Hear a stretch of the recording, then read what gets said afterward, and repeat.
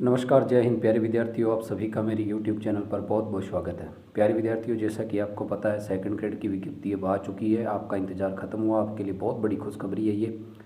आज इस वीडियो के माध्यम से मैं आपको बताने जा रहा हूँ कि पिछली वाली भर्ती और इस भर्ती में क्या परिवर्तन विज्ञप्ति के अंतर्गत है, क्या सावधानियाँ रखनी है और क्या नया है इस विज्ञप्ति के अंदर, वो मैं आपको इस वीडियो के माध्यम से बताने जा रहा हूँ। तो प्यारे विद्यार्थियों, वीडियो को पूरी देखेंगे तो बिल्कुल आपकी बातें हैं वो सारी समझ में आ जाएगी, आपकी बहुत सारी कन्फ्यूजिंग है वो दूर हो जाएगी। तो सबसे पहले हम बात करते हैं विज्ञप्ति में किस पद के, जो किस सब्जेक्ट है उसके कितने पद हैं उस पर बात करते हैं। तो इंग्लिश के जो पद हैं वो है 1668 पद, हिंदी के हैं 1298 पद, गणित के पद है 1613 पद है, संस्कृत के 1800 पद हैं और विज्ञान के 1565 पद है और सामाजिक विज्ञान के 1640 पद है, पिछली बार 1900 के करीब थे। पंजाबी के 70 पद है जो पिछली बार 92 पदों के करीब थे और उर्दू के 106 पद है। सबसे पहले हम बात करेंगे योग्यता पर, क्योंकि आप के दिमाग में ये बात आती होगी कि कोई योग्यता में तब्दीली हुई है या नहीं हुई है। तो योग्यता के अंदर कोई तब्दीली नहीं हुई है, वही योग्यता है जो पिछली भर्ती के अंतर्गत थी। अब इससे क्या साबित होता है, इससे ये साबित होता है कि जो बीए एडिशनल डिग्रीधारी जिन्होंने पिछले बार फॉर्म अप्लाई किया वो इस बार भी अप्लाई कर पाएंगे, क्योंकि इस बार कोई अलग से कोई मेंशन नहीं किया हुआ है। और प्यारे विद्यार्थियों, पिछली बार भी ये योग्यता के अंदर यही सेम चीज़ें थी और इस बार भी यही सेम चीज़ें हैं, तो योग्यता में कोई बदलाव नहीं है। तो बीए एडिशनल वालों के लिए ये राहत भरी खबर भी हो सकती है। इनके अलावा आप एक बात और कि पद की अपेक्षित शैक्षणिक अर्हता का अंतिम वर्ष में सम्मिलित हुआ हो या सम्मिलित होने वाला व्यक्ति, यानी जो अंतिम वर्ष में है। निष्कर्षपूर्ण बात की जाए तो जो बीएड कर रहे हैं वो जिनका जो अंतिम वर्ष में बैठ चुके हैं या सम्मिलित होंगे वो इस परीक्षा में सम्मिलित होगा, बशर्ते कि वो चयन के लिए पात्र तभी माने जाएंगे जब वो प्रतियोगी परीक्षा होगी उससे पूर्व है वो, यानी जो हमारा पेपर होगा उससे पूर्व उनकी है वो बीएड कंप्लीट हो गई होगी, तो वो चयन के लिए पात्र माने जाएंगे। तो ये भी बहुत बड़ी बात है, आपको ध्यान रखना इस चीज़ का।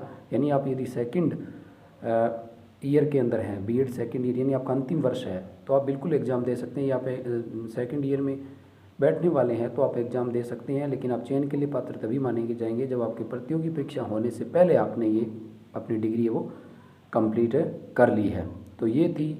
अब मुख्य बातों की बात करेंगे हम। जो मेन चीज़ें हैं, आयु सीमा है वो 1/1/2023 को न्यूनतम 18 वर्ष और अधिकतम जो है वो 40 वर्ष की होनी चाहिए। और जो छूट है जो कैटेगरी वाइज मिलती है वो बिल्कुल इस भर्ती में भी आपको मिलेगी। अब हम बात करें चयन प्रक्रिया की और सिलेबस की भी बात करेंगे। तो परीक्षा तिथि अभी तक नहीं दी है, अलग से परीक्षा तिथि के बारे में आपको सूचित किया जाएगा। चयन प्रक्रिया वो प्रतियोगी परीक्षा के माध्यम से होगी। 200 नंबर का फर्स्ट पेपर और 300 नंबर का सेकंड पेपर, कुल 500 नंबर के आधार पर मेरिट बनाई जाएगी और उसके बाद है वो चयन प्रक्रिया। आपको जो पीछे की चयन प्रक्रिया थी वही थी, बस जो अंतर केवल ये है कि इस बार 40% अंक वाला रूल है, यानी आपको 40% अंक है वो प्राप्त करने होंगे, ये रूल है। इनके अलावा जो है मैं आपको बता देता हूँ कि अगर ज़रूरत पड़ी तो इसमें लिखा हुआ है कि नॉर्मलाइजेशन यानी सामान्यकरण है वो पद्धति को अपनाई जा सकती है यदि उनको ज़रूरत पड़ती है। यानी कहने का मतलब एक से अधिक पेपर करवाते हैं एक ही सब्जेक्ट के, तो नॉर्मलाइजेशन है वो किया जा सकता है।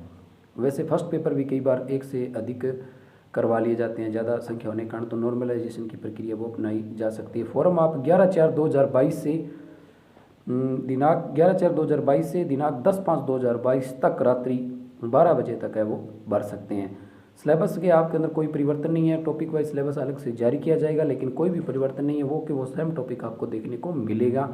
फर्स्ट पेपर के अंदर राजस्थान जी के आता है 100 नंबर के आसपास, इंडिया जी के है, साइकोलॉजी 40 नंबर की आती है, करंट जी के भी आता है, वो का वो सिलेबस फर्स्ट पेपर में रहना है। सब्जेक्ट में आपका जो सिलेबस है 300 नंबर का वो का वो सब्जेक्ट में रहना है। ज़रूरी बात ये है, आपको ये चीज़ ध्यान रखनी है प्यारे विद्यार्थियों कि जैसे ही आप इस बार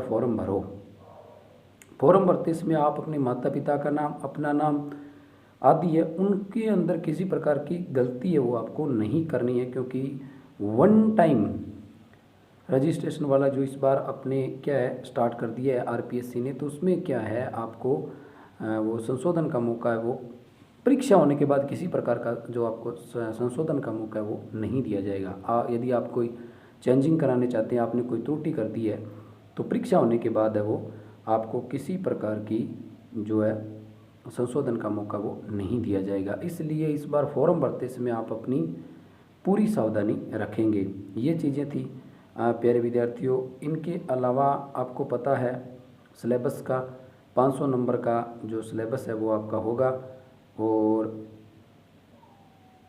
इनके अलावा और कोई ख़ास चीज़ें हैं, जैसे आपको एक आप जो बार बार हर परीक्षा के अंदर ही पूछते हैं कि सर परीक्षा तिथि क्या रहेगी। ये जो एक तो पद मैंने बताए हैं आपको कि सब्जेक्ट वाइज, उस पदों में वृद्धि आपको बिल्कुल देखने को मिलेगी।